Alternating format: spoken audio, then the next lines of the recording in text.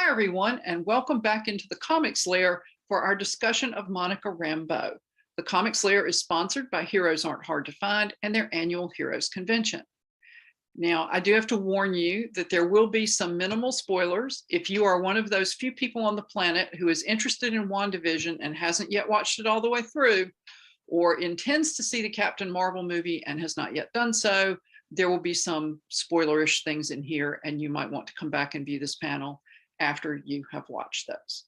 I'm your host, Nancy Northcott, and my guests this evening are Dan Jolley and Bobby Nash. And I'd like to start by asking each of them to introduce himself and tell us a little about his involvement with comics in general and Monica Rambeau in particular. Bobby, you want to start? Sure. Hi, I'm Bobby. I've been writing comics for a long time. I think my first professional comic came out in 2000. But I'd done some local stuff and stuff like that beforehand. These days I write comics here and there. Mostly I'm writing novels and things like that these days, but lots of fun. And we're probably going to spoil some 35-year-old comic stories too for anybody that's curious. Yeah. My name is Dan Jolley, and I've been writing comics for 31 years. Started out writing for Dark Horse and then DC and Marvel and basically all of the other major ones in the country.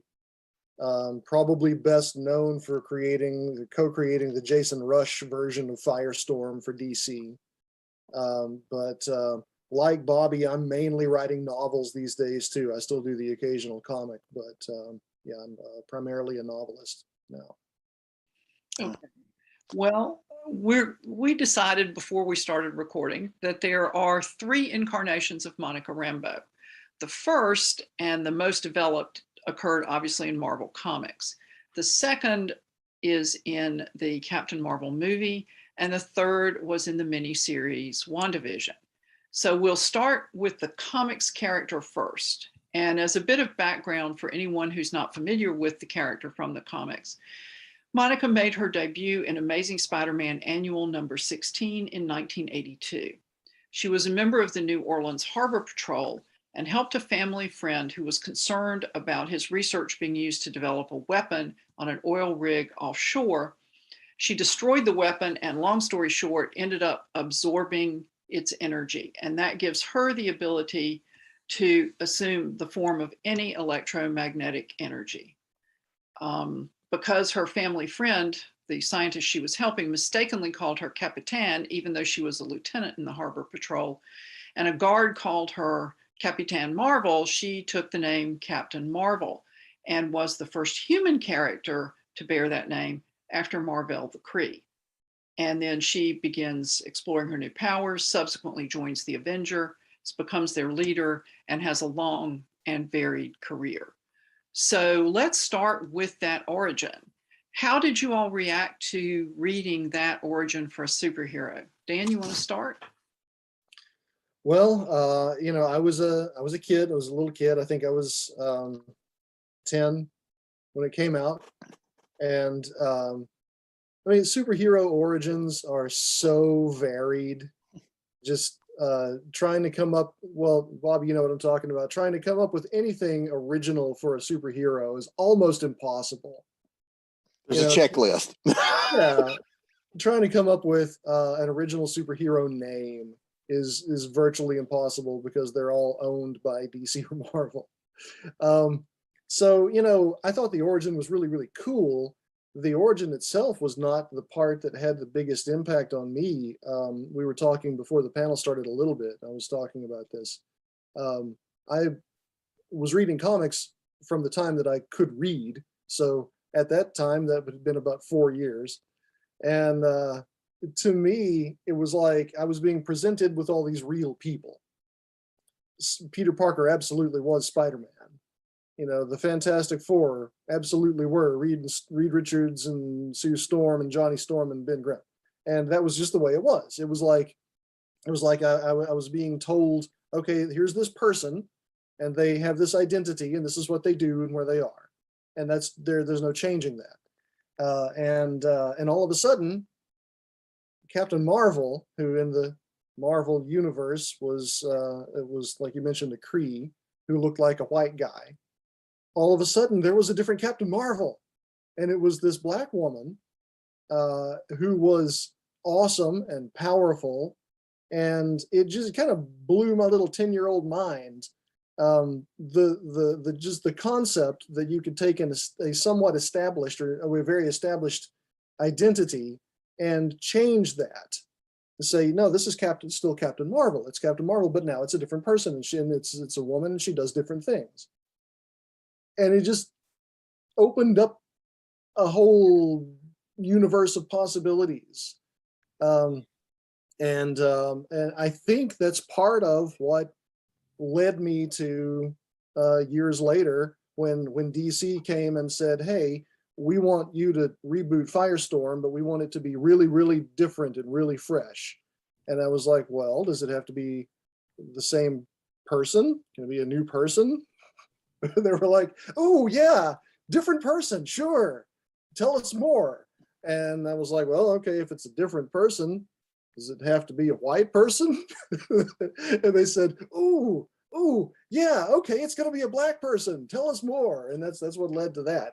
And so some of the seeds of that, I think, go right back to Monica Rambeau putting on that amazing costume and suddenly becoming Captain Marvel. Yeah, my first introduction to her was actually in the Avengers. I didn't read the Spider-Man story until I got to know her in the Avengers, and I found out she had, started elsewhere, and I went and, found the issue. And she was just, I thought she worked really well in the Avengers, the way she, she starts out as like they acknowledge that she's new, she's learning stuff, she's training, she became our intro to the Avengers, because we were, she's the outsider that can ask those questions that, the Avengers can explain things to her to the reader, because she needs to know them. But I love the origin. I went back and read it. Marvel, especially back in those days, had a habit of using the annuals to introduce new characters. And because the annuals almost always were out of phase with the rest of the continuity, Yeah, they're standalone stories. Yeah. So they rarely, were a big impact. So they could try out new characters, and if they didn't work, you just never saw them again. But if they did work, now she's got that Spider-Man tie, and then I believe after that she shows up in Marvel 2-in-1 with the Thing, and then from there to the Avengers. So, and it is notable. I mean, Roger Stern, I believe, wrote, if not all of those, most of those. And, I know he was integral in crafting the character and how she acted and how she was portrayed. And yeah, good stuff. It was just a wonderful character. See, I was totally ignorant about Monica, because as I was telling Bobby and Dan before the panel started, I grew up reading mostly DC. So when Monica Rambeau appeared on screen in WandaVision, it was kind of like, well, this is kind of an interesting character. I mean, she was okay in the Captain Marvel movie, but she's a little girl and she doesn't have a whole lot to do in that movie. And so as I went back and read the origin, it was interesting to me that she became a superhero as an adult. Mm-hmm. She didn't grow up in a superhero community. She didn't acquire powers at a delicate phase in her life. I mean, kind of a delicate phase, because she just had a big falling out with her boss, but not in the sense that most teenagers develop superpowers. Mm-hmm. And she was interesting to me too, in that very few comic book characters have two living parents. Right. I mean, Silver Age Superboy had two living parents who were in on all of his secrets, but that's rare that a superhero's parents are alive and are around to be involved. And not secretly evil. Not secretly evil. So, I mean, you all both write comics as well as other things. Why do you think it is that there's such resistance to having a heroic character have actual parents? it just goes, I think it's just a tradition thing because the older, when comics started, Superman goes, his planet blows up, no parents. Bruce Wayne, parents murdered. Peter Parker, no parent. It seemed like it was just the thing. Um, like one of the best things I thought about, this is not Monica Rambeau related, but one of the greatest things I thought they ever did was when after Crisis, when DC rebooted, was the fact that Ma and Pa Kent were still alive when Clark was an adult. I thought that was just absolutely brilliant. And so you're right, it adds that dynamic of someone to talk to or somewhere you can go when when you need you need your family to either smack you upside the head or give you the shoulder to cry on or whatever. And if I remember, as I remember her parents, quickly put her back in line when she kind of was, woe is me, that, especially I believe her mother was quick to get her, smack her upside the head, go back to, you got work to do. Part of it is kind of a logistical issue as well, because a big chunk of the stuff that I do is like middle grade fiction, and when you've got stories where you've got kids who have amazing powers or are involved in amazing circumstances and they want to go through some sort of dimensional portal or go off and fight some supervillains or whatever, any decent parent is going to say, no, what are you, crazy? Go clean your room. And, if you've got one parent, then that's, you have to circumvent, sneak off so the one parent doesn't know what you're doing, or make believe you're at your friend's house instead of going to fight trolls or whatever. And if you've got two parents, it's twice as hard to justify a kid protagonist going off and doing something horrendously dangerous. It's stands a good chance of getting them killed. I think that's one reason why hardly any Disney protagonist has both parents. Usually it's the father who's still alive, and I think that might be because, in general, I think fathers might be slightly easier to fool than mothers. And so it's storytelling convenience. Yeah, might be a factor. Mm-hmm. Yeah, and I've seen people say that they think, especially with adult heroes who have parents, in some genres, it's like if you have a parent, you have this authority figure you have to answer to, even if you're an adult. And so that complicates the story, not necessarily in exactly the same way, but it creates an obstacle. And I know when Tim Drake first came along, at least his dad was still alive. And he was not down with his son doing this whole Robin thing when he found out about it. But then he was conveniently killed off, and that was sort of the end of that problem. But I remember there was an issue where Monica had been hurt, I think, and she wanted to get back to the Avengers, and she couldn't understand why they were not reaching out to her. And then she found out her mother was intercepting the communications, and they had kind of a thing. Mm-hmm. About, this is not your little territory. This is my territory. And it's interesting because at some point, I think we all have to do that when we reach adulthood, to say, I appreciate your help. That's great, but I got this. And it was interesting to me that happened with Monica's mother, because I could totally see somebody's mother or father, for that matter, doing that. Mm. And intercepting it. Well, it also seems like a lot of times now with the superhero movies or the comic book movies, they are moving a bit away from that, so that there are some family dynamics kept in there. I mean, Peter Parker had Aunt May, but like the Ant-Man movies, they made it a point that it's Hank Pym and his daughter, or in Captain Marvel we see Monica and her mother. So it feels like, and there's a lot of WandaVision about she's reacting to finding out that her mother's gone. There's a lot of that, and so it seems like the movies do it more than the comics do. Yeah, Shazam. Billy had his found family with the foster parents and the other kids there, and his encounter with his mother didn't go what we might call very well. So, but he really already had a family in place.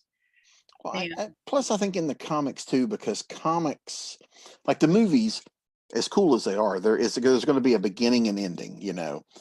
At some point, Robert Downey Jr. goes, "I'm done." Iron Man's, gone. The comics, these stories never end. They, individual stories might, but the books continue on and the characters continue on, and they don't really age. So when you introduce other things like that, like, Aunt May had one foot in the grave for what, 40 years, yeah, yeah. and before they decided, you know what, they kind of de-aged her a little almost. Or when Reed and Sue had Franklin, Franklin was 5 forever, and then one day suddenly he's a teenager. It's like those kind of things, are harder to, because you do stretch things out. They haven't, Peter Parker hasn't been Spider-Man for 50 years in real life, in the comic life, just in the real world. Right. Well, I'd had the impression, I'd be interested to know whether you all think it's a valid one, because you're more familiar with the Marvel universe than I am, that in general, Monica went about her business with the Avengers, and the focus was on the Avengers. Mm-hmm.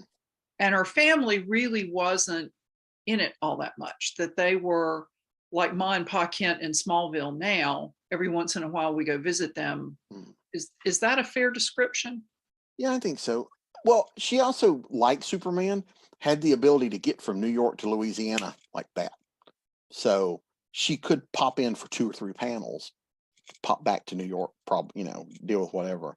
Because there were some times where she would go and there would be like subplots of things going on. I believe they were building up a relationship with her and like a detective in Louisiana at one point, and she was helping him solve a case, things like that. But yeah, but with her power, she could be back and forth really quick. That's handy. Dan, did you want to add anything to that? Well, just I think comics in general. This might be like fodder for an entirely different panel, but they're just not very realistic in like a few specific ways. Like Robbie was talking about, nobody ages, stories go on forever, and people in comics, even people who are not immortal beings of energy or aliens or demigods or whatever, even ordinary humans, go through things every issue that an ordinary person would spend the rest of their life in therapy dealing with. And yeah, no, they don't emphasize the family relationships at all. I mean, half the time people are sitting around Avengers Mansion in their superhero costume. And I think that's one improvement that the movies made, is that you do see, like Tony Stark, when he doesn't have to be wearing a suit, he parks it, steps out of it. I don't know. I think I'm drifting away from topic. Well, but it's the groups are kind of like found family for the characters. Yeah. And it seems like a lot of fans really kind of glommed onto that in the beginning. And Monica doesn't need a found family because she's got a family. But of course, that doesn't keep her from developing these ties with the Avengers either. Right. And then she at one point lost her powers. And that seems to be kind of an unusual. I mean, yes, Superman periodically loses his power. And actually reading this sort of reminded me of when they turned Superman into an electron, because he could go through phone wires and do things. I'm thinking, well, it looks to me like Monica got there first on that. But, okay, I'm sorry. I just lost my train of thought there. But when she lost her powers, at one point she started to kind of get them back. And did they explore the effect of losing her powers on her in those issues. Were you all reading Avengers at that time? I think the losing the power thing was after the Avengers. I think. Because I know she kind of leaves after she is out of the Avengers.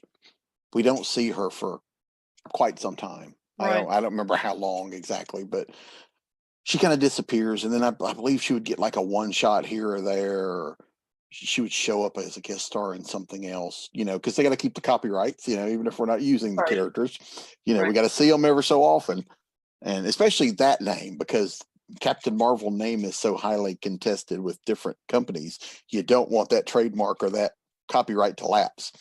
So I don't remember the losing the power storyline per se, but I think it was after the Avengers.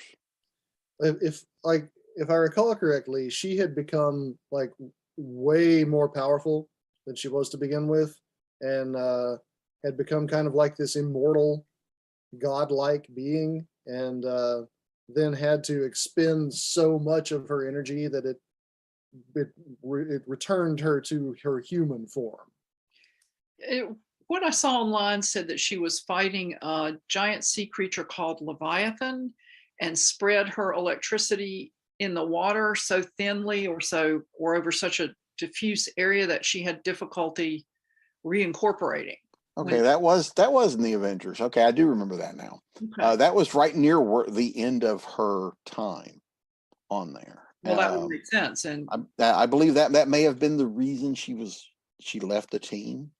I have this image in my head too of her, the human part of her looking quite older, like she was depleted, like shrunken, and but yeah, I don't know. Other than that, I do remember that battle and that issue, but I think that might have been why she left the book.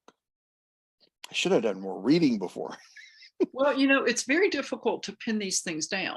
If you don't have the issue and you can't pull out a long box and pull it. Online summaries tend to be very vague about when. And well, I also believe that era, not all of it's in trade form either, so it's not as easy to go out, and I don't think they're up to that point in the Epic collections yet. Yeah. And they're getting close. I know they've gotten to points early in her time with the Avengers, but yeah.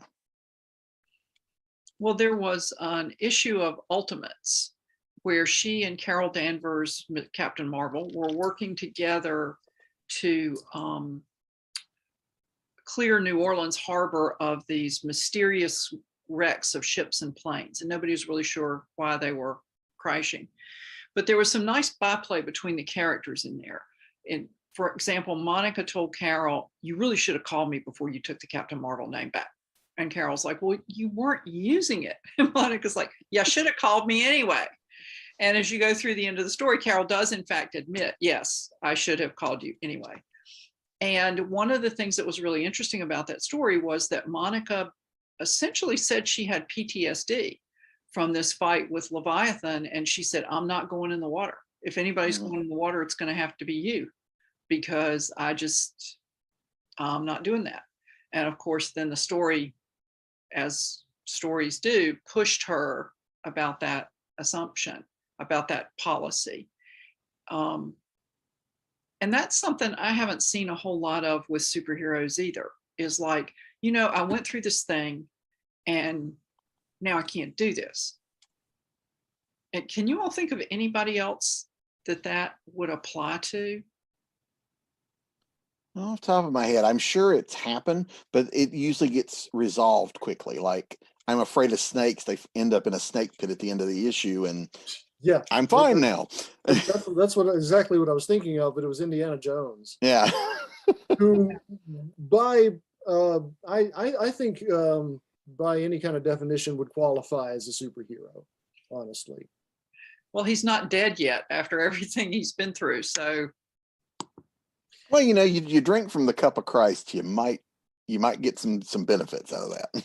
true. That might help you a little bit. When I was first starting at DC, one of the editors that I worked with several times, Joey Cavalieri.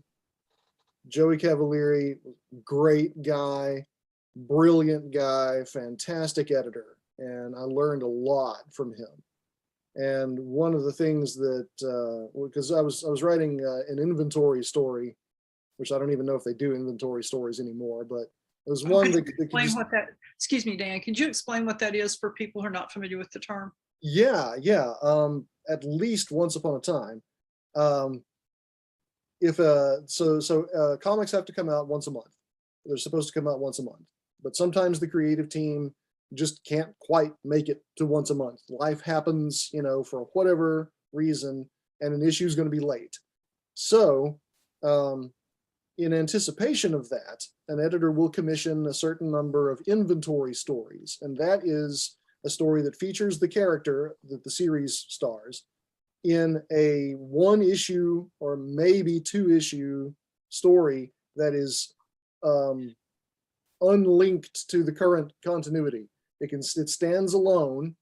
The action happens, and the character status quo at the end is right back at the beginning where it started. So if an issue is going to be late, you can just pull out an inventory story and slot it in, and the comic series doesn't miss a month.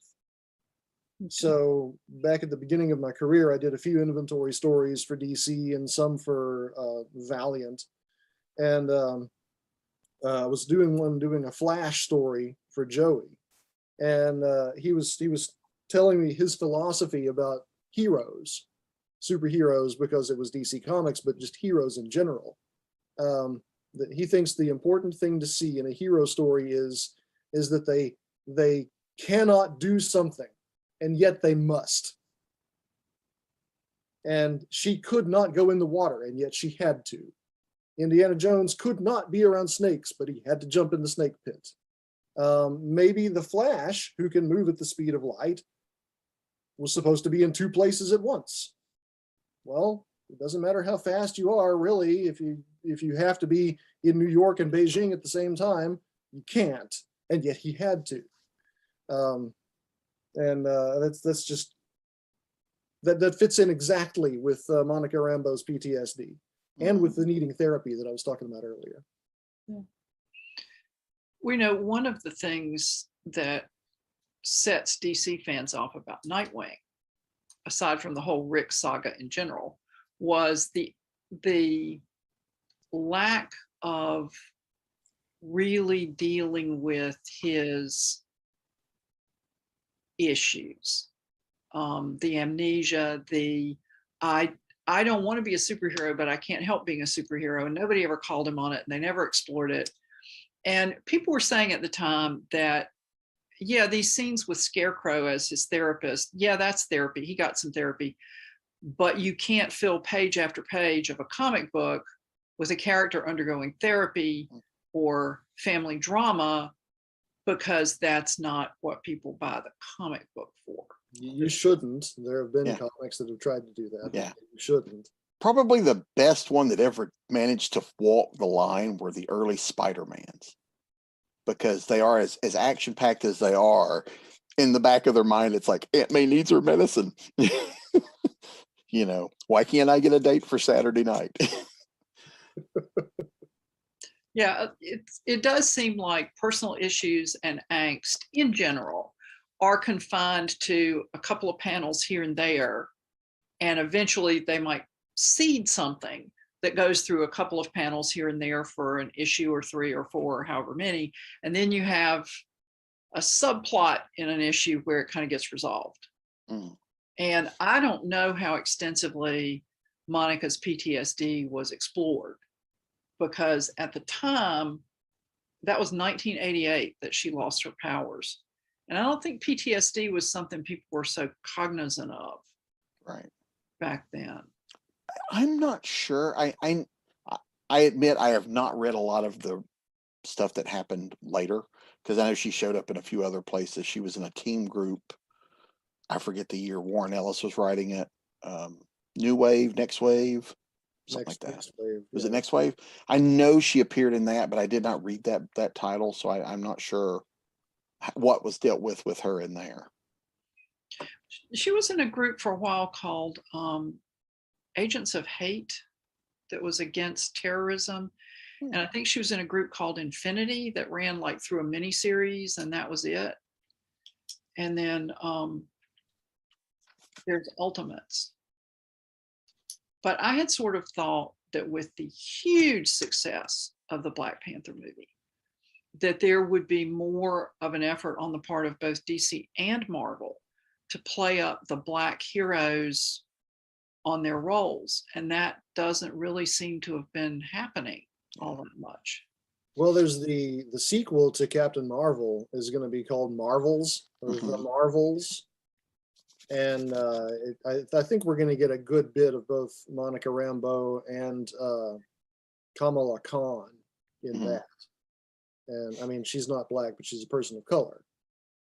Right. So maybe it would be cool. It would be cool to see. Like, I don't know if Monica appears in comics right now, like in the actual comics. I think sometimes the comic companies miss and I know you can't make comics on a dime. It is a time-consuming process. I get that. But if you go to the movies and you say you watch, or you watch WandaVision, oh my God, this is an awesome character. Everybody's talking about how awesome she is. I want to go read a Monica Rambeau comic. You can't find one unless you go looking for back issues of the Avengers, and unless do some research, you don't know she's in those. So I think sometimes it's, people, we're not getting enough people coming from the theater or from the viewing experience over to the comic side. And when we do, there's nothing there for them to recognize. Like, by the time you get Sam Wilson as Captain America on TV, he's not that in the comic anymore. Right. So unless now there are trades where you can read stories of Sam as Captain America, but it's not the current comic. So people sometimes go, well, that's not anything like what I just watched. I don't want that. So I think sometimes there's disconnect between different sides of Marvel and DC and Warner Brothers and whatnot. Yeah, and it's hard to pinpoint exactly how these opportunities get missed. I did the teen novelization of the movie Iron Man, and they sent me the screenplay for the movie a year before the movie came out. And a year is enough time if the Iron Man office at Marvel had decided to mold the comics after what happened in the movie, they could have. But at the same time, sometimes the movie studios get weird about it, and there are weird licensing issues. Like, I was supposed to be writing the video game based on Spider-Man 4 before the Tobey Maguire Spider-Man 4 before it got canceled.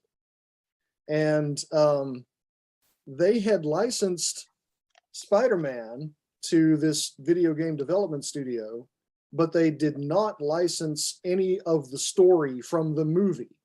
They said, go and make a video game based on Spider-Man 4, but you can't make it about Spider-Man 4. In fact, they wouldn't even let us have a copy of the script. They would let someone go to the place that they had the script and sit in a room for like an hour and make notes, and then they had to leave the copy there. So, there is enough time if everybody cooperates, but the reasons why people don't cooperate are just really bizarre sometimes. Yeah. It didn't happen to me, but one of the funniest stories I heard about this, Max Allan Collins wrote Road to Perdition, the book. The movie was eventually made based on the book. He was hired to write the novelization of the movie. And so in writing the novelization of the movie based on the book he created, he put in things because there's a lot you have to fill it out, because a screenplay would be a very short novel if it was just the screenplay. Yeah. And he put things in there from the original book and was told he couldn't because they were not part of the movie. And so it was like, they're telling him how he can write his own story. So it's a weird business. And, you know, like it would make sense to me, and I'm sure I'm not the first one to come up with this idea because I have a habit of reinventing the wheel. But it seems like you should have a stand with comics sitting outside where the people leave the theater.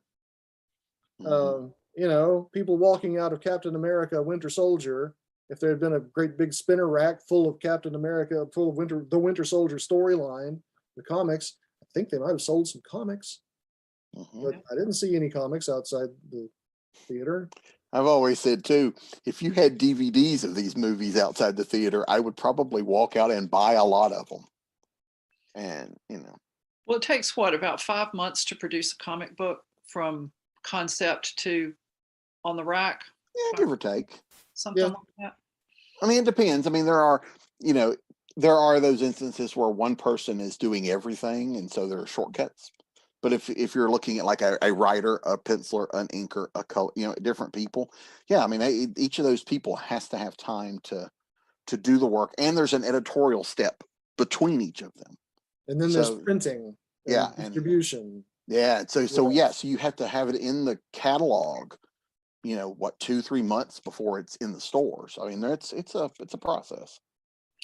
Well, it seemed like, and I'd be curious to know if this was y'all's impression as well, that all 3 of the movies superhero movies that came out, Wonder Woman, Black Panther, and Aquaman, all far exceeded the studio expectations when they released them. I mean, they blew the top off the charts. Yeah. And so WandaVision was huge. And yet Monica, who's kind of the breakout character from WandaVision, hasn't gotten any dividends from that. Right. And it just seems odd. I mean, we were saying earlier that she's kind of the best character nobody pays attention to. Well, even if you go right now to the comic stores, there are no comics with the Vision or Wanda in them currently being produced, to my knowledge.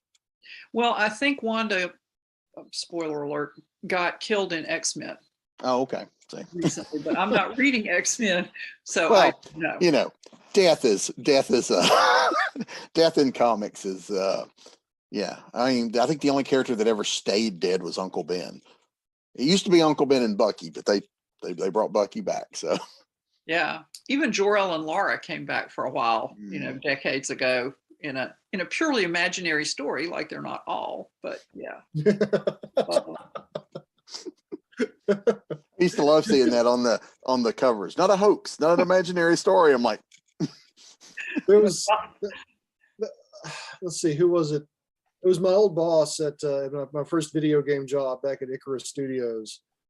He was telling me about a conversation he had with a kid at a con, and this kid was like 12, and the kid was telling my boss that there was no way that Spider-Man could join the Avengers because the missions that the Avengers went on were way too dangerous, and Spider-Man would get killed, and then they would have to cancel all Spider-Man's other books. And it's like it kind of like the way I was looking at things when I first read that Spider-Man annual with Monica Rambeau being introduced. Like I thought that these were, to me, like real people, like permanent entities. But it's, you know, it's really not like we're looking into a window into another, looking through a window into another world where we're watching the adventures of these real people. These are all just fictional characters that people like Bobby and I mess with as we see fit. Yeah. You know, is Monica Rambeau's PTSD being addressed? Depends on the writer. Yeah. Depends on what the editor tells the writer to do. You know, can Spider-Man beat Galactus? Depends on the writer. Yeah, because everyone comes in with their own takes on things, or sometimes editorial will say, we want you to go in this direction with the characters. Yeah. Sometimes it's just like, yeah, you know, the PTSD thing wasn't well received, ignore it. Or it was really well received, let's play with it. You never know. Company dictates, because, you know, doing cons, I meet people all the time that are like, man, if I was writing Spider-Man, I was like, yeah, if you were writing Spider-Man, you would do what the people writing Spider-Man now do. Go, yes, sir. That's exactly what I'll do. Yeah. Because Spider-Man is a giant cash cow. Oh yeah. And the people who own Spider-Man tell the writers what to do. Yeah. So I mean, it's a, writing comics is a very creative thing, but yeah, they're not, unless you create it yourself, you are beholden to those, your corporate overlords, so to speak. And it's just like any other job, you go in and you're told, this is how you do this job. And, now we as writers, we get to, we think of them in terms of real people in our heads, but that still doesn't stop us from putting them through hell, and generally being happy about doing that. Well, and if you put them through hell and then you provide a satisfying resolution, that's what readers call a good story. And then go out and buy the next thing that you write. Hopefully. Character in it. Yeah. But it does seem like, given the staggering success of these movies, which are all going to have sequels, that they've had plenty of time to plan a big push with not only Black Panther, but Marvel's other Black characters around the release of at least the second movie, or maybe in the lead up to it. And that just doesn't seem to be much of a consideration, not just at Marvel, but at the corporate offices in general. There's another Aquaman movie in production and the book is dead. So, Well, there's a perception in comics fandom. It may be that way in the companies too, but there are A-list characters, there are B-list characters, there are C-list, etc. Sometimes they focus so much on the A and B list characters that the success of the Marvel Cinematic Universe, I think, works because they didn't have their A and B listers to play with when they started. Iron Man was not an A-list character when they made that movie. People tend to forget now because it's been over a decade. Iron Man was a gamble. Not only was it a character most people weren't aware of, Robert Downey Jr. was a gamble at that point in time. Yep. Because he had a reputation. So there was a lot of factors Jon Favreau was not as established a filmmaker as he is now. There was a lot of gambles there, but I think that helped them because had they have gone in and started with Spider-Man comes with more caveats of what you can and cannot do. Whereas Iron Man was a bit of a blank slate and they could mold things how they needed them for the movie. And I think they can do that with characters like Wanda, Vision, Monica, perfect example, because most people like you said, have no idea who she is. Unlike me, when I first saw her in Captain Marvel as a kid, I'm like, I'm geeking out over stuff like that. Cause if you'd have told 10-year-old me that one day I would be watching, watching a TV show that's like popular and people are talking about it around the world with the Scarlet Witch and Vision and Monica Rambeau Captain, if you'd have told me that, I would have never believed it, because those are the characters that I grew up reading, in the Avengers and loved them. Well, that's actually a good point to transition into a discussion of young Monica Rambeau in Captain Marvel and then older Monica Rambeau in WandaVision. So let's talk about the movie first, because there's really not a lot to talk about with the movie. What did you all think of the device of having her mother be Carol's best friend and flying buddy, and then having Monica be the child and Aunt Carol? And apparently, judging from what I saw online, a lot of people expect that to carry over to the comic books, which of course it doesn't. Right. I love the dynamic of Monica and her mom with Carol. I think Monica's relationship with Carol was more impactful because she was seeing this superpower that she had with that child's innocence and that child's glee. And the scene where they're sitting on the porch and she's playing with the colors of the costume. Mm-hmm. It's a beautiful scene. You know, at the end of does it really move the story? Not really, but it's a beautiful scene that I would hate to see go away. And we do get some hint in WandaVision that, you know, their relationship is not, you know, as cordial now, you know, because I guess, you know, Monica, or I'm sorry, not Monica, Carol leaves at the end of that movie and doesn't come back until, you know, end of Infinity War. So I imagine there's some abandonment issues there with Monica, and you know, so I'm curious to see how that plays out in the new movie. Yeah, and you know, it's a much more profound relationship, I think. Having Monica show up as a kid and interact with Carol, you know, this is not just my cool aunt. This is my cool aunt who flies through space and defeats alien overlords. You know, like, talk about hero worship. Because, you know, ordinary people look up to members of their families and expect them to know what to do in any given situation, depend on them for help in a crisis. They don't know that adults are all just making it up as we go along. But, you know, to have the superhero powers and mantle of that added to it, I'm pretty sure that when Monica's mother developed cancer, because that is what she died of, cancer, didn't she? I believe so. Yep. She was thinking, I bet Carol could come back and take care of this. She can, you know, she's a super soldier, energy. What's it? I bet she could come back and fix this one really mundane problem. And she doesn't. So yeah, I mean, the sense of betrayal, I think, is going to be something to deal with.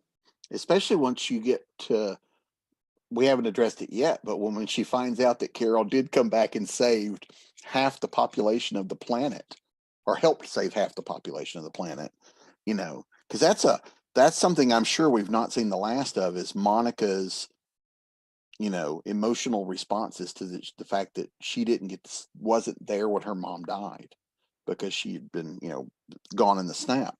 That's stuff I suspect that those things will continue to play over these movies for a while. It would be a really poignant story if Carol had come back, and, you know, she can blast moons to bits. That's not necessarily the same as being able to focus your energy to a very narrow part of the human body and destroy something. Mm-hmm. Well, what's the really weird part is if Monica gets the powers like they are in the comics, Monica could have done that. You know, because Monica had the different types of radiation she could turn into, and, you know, she could do all of that. So yes, had she had gotten her powers earlier, she probably could have fixed the problem. But that's also one of those things that it becomes you have to be careful, because if suddenly you have a character that can just cure cancer, then the next question is, well, why aren't you out there helping other people? You know, so as writers, we have to be careful how we introduce those things, because then it's like, you know, why don't you ever do that again? You know?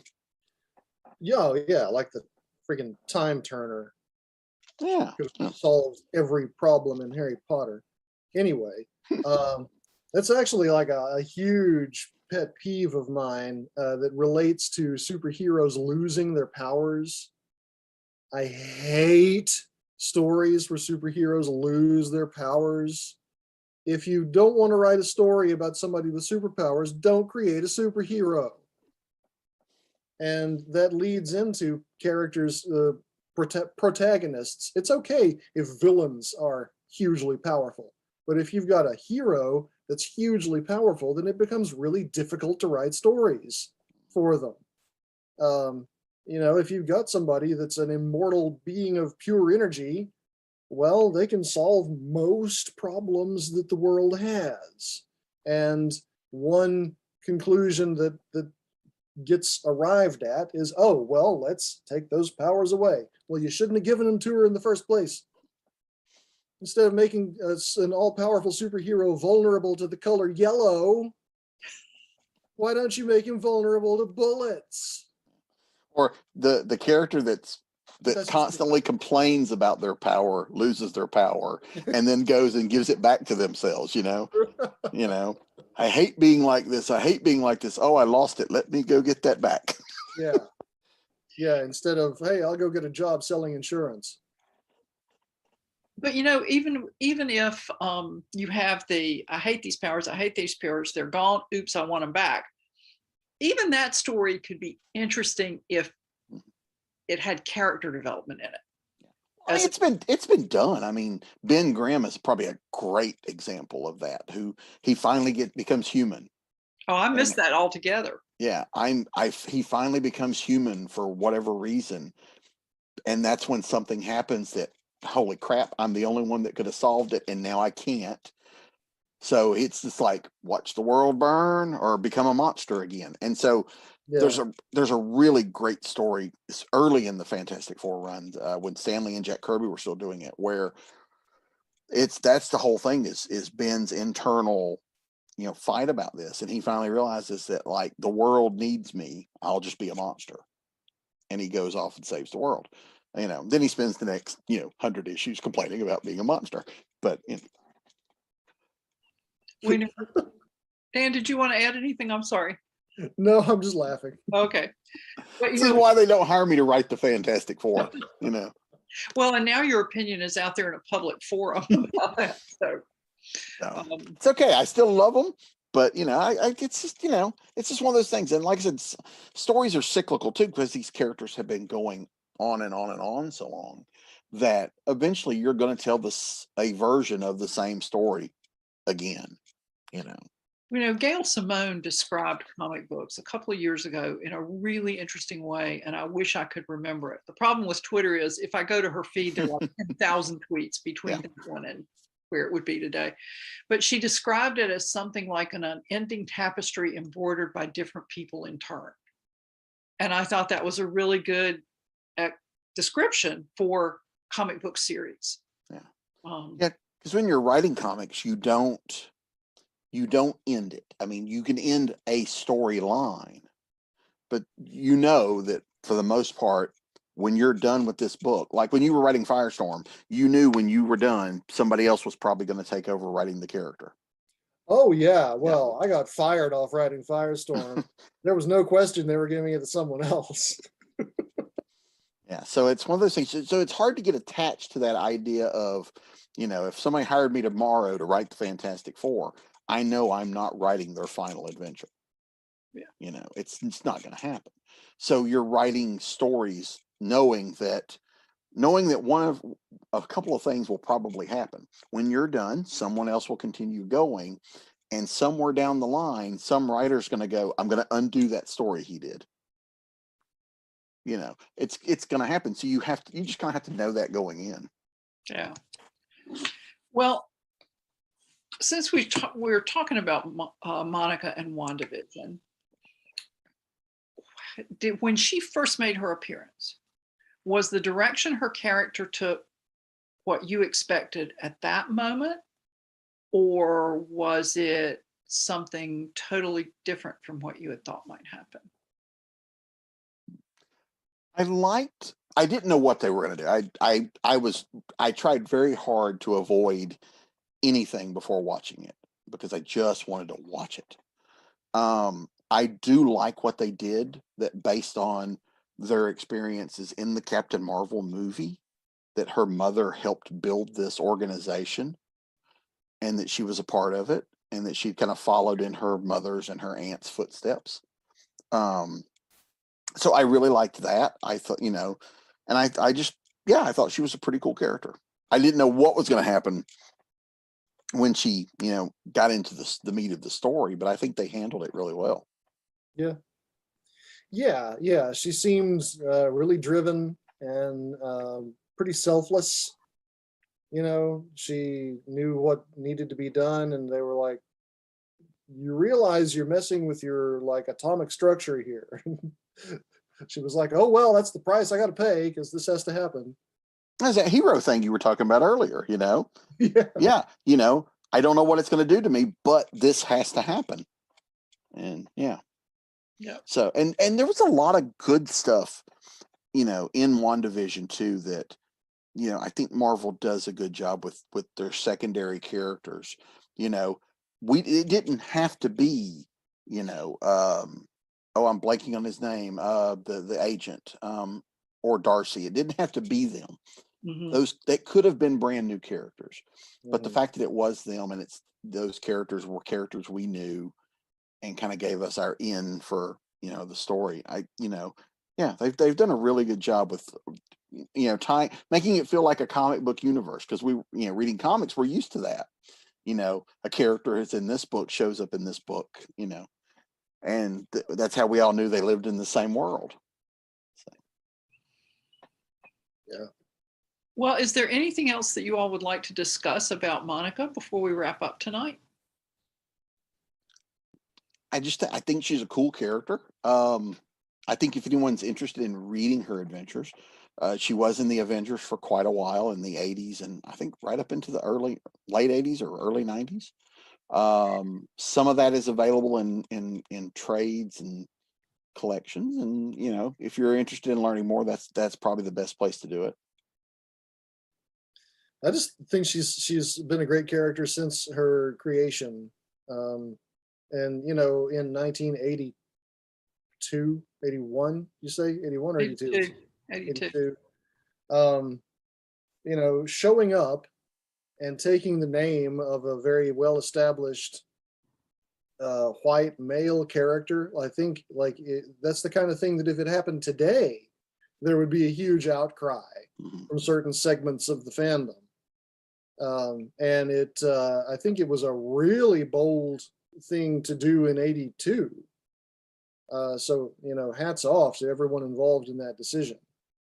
And, I am 100% for as much diversity as we can get, because when I was doing, when it was announced that I was going to be doing this new take on Firestorm, I would be at conventions or whatever, and there'd always be somebody in the audience like, "Hey, why did you make him a black guy?"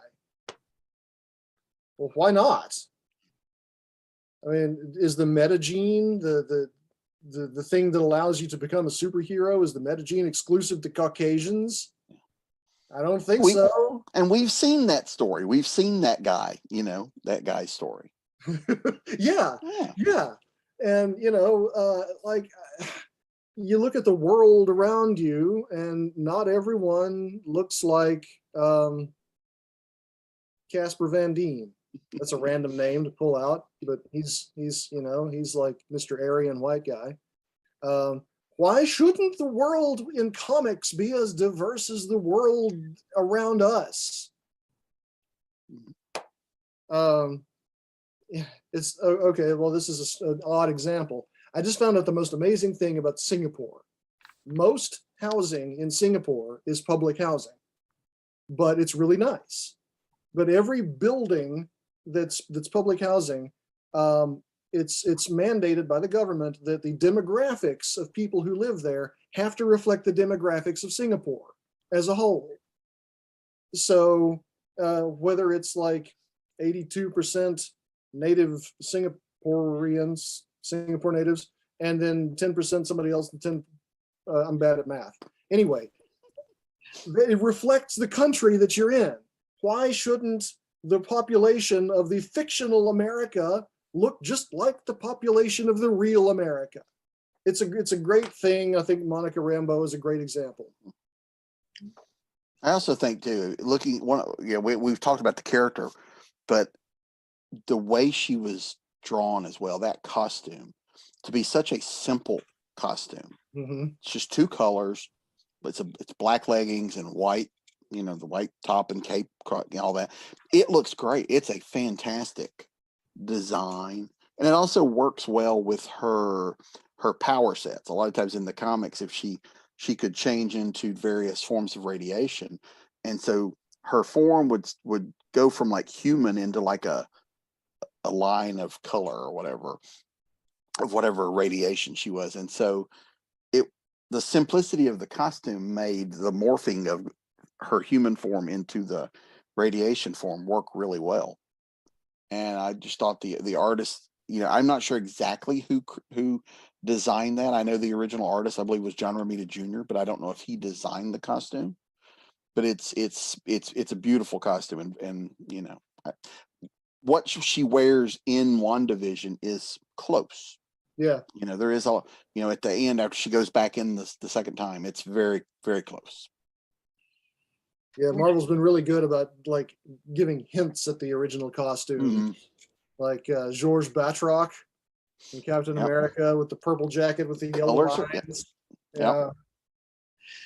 Well, what you said about her transformation when she becomes particular kinds of energy reminded me of one of the moments I really loved from the books that I read researching this panel.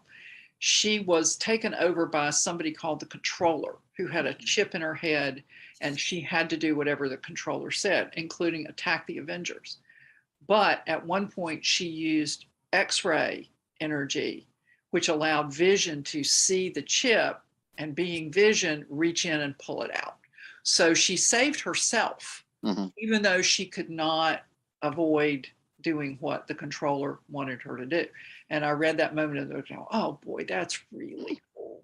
I really like that. Yeah, there's a great story. It's a crossover between the Avengers and the Fantastic Four, where this force field has been placed that comes out of the Fantastic Four's headquarters and starts pushing out, and there's no way to get through it. They're trying everything, nothing, they can't get through it. And she goes up into space and goes and flies around the sun to pick up speed. And as she comes back, she transforms into these different energies, so that when she hits the field, she is like a tiny beam, and she is able to puncture it. And then she comes in, stops, and no problem. But it's a beautifully drawn like page of her, doing all of that. And it just, it's a cool power set. And she's like Carol, in the comics, she's great for putting her out in space. Well, I'm really hoping that we get to see a little bit more of a friendship between them, because for me, there are not enough really close friendships between women in the comics. The bromance is much more common than its female equivalent. And I really liked those few minutes in the Ultimate comic with between the two of them. So that's just my plug. If anybody's listening and cares, that's my thinking. But I think we've covered everything. And so if you all would like to tell people what your latest project is and where they can find you, that would be great. Dan, do you want to start? Sure, you can find me at www.danjolley.com, and that Jolley is Jolley. And I'm on Facebook. I think it's dan.jolley1. It's my face. And my latest book is coming out October 14th. It's debuting at Multiverse, a con in Atlanta. It's coming out from Falstaff Books, and it's my first ever high fantasy novel. It's a hybrid fantasy detective story called The Rune Master Homicide. And I'm really, really freaking excited about that. That is cool. That's great. I love that title. That's really cool. Yeah. Thank you. BobbyNash.com is my website. I'm also all over social media. Author Bobby Nash on Facebook, Bobby Nash on Twitter, and Bobby Nash Writes on Instagram. I'm currently working on some serialized novels for Patreon that once I finish will come out with these guys over here, the sequels to those books. And I'm also writing, in the process of writing a tie-in thing that hasn't been announced yet, so I can't say the name of, but it's a cool title. And more stuff with Domino Lady. So keeping me busy. Well, and you can find me at www.nancynorthcott.com or here on ConTinual, the con that never ends. And I'd like to thank both Dan and Bobby for joining me for this panel, and thank everyone who has watched it and joined us. And finally, to thank our sponsors, Heroes Aren't Hard to Find and the Heroes Convention. For more information, you can find them at www.heroes.com. And that'll wrap it up for us tonight.